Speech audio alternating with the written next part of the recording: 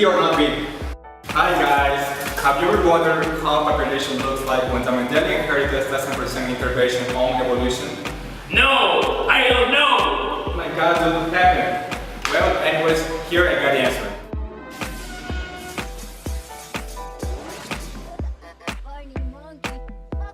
So, to answer this question, first we need to know about population genetics, but just a little part of it. I mean, population genetics begins as a relationship between the Mendelian inheritance and the biostatistics model. However, the Mendelian inheritance is not present in the Hardy-Weinberg principle.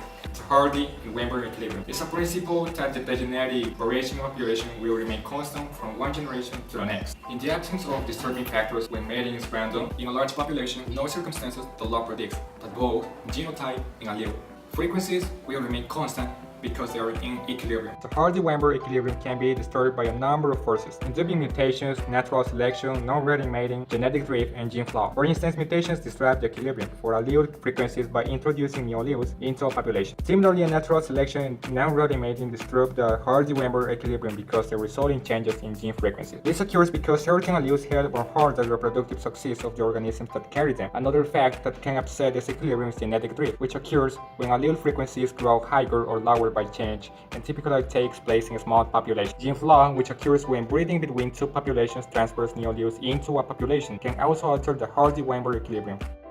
The Hardy-Weinberg equation is a mathematical equation that can be used to calculate the genetic variation of a population at equilibrium. In 1908, G.H. Hardy and Y.F. Weinberg independently described a basic principle of population genetics, which is now named the Hardy-Weinberg equation. The equation is an expression of the principle known as Hardy-Weinberg equilibrium, which states that the amount of genetic variation in a population will remain constant from one generation to the next, in the absence of disturbing factors.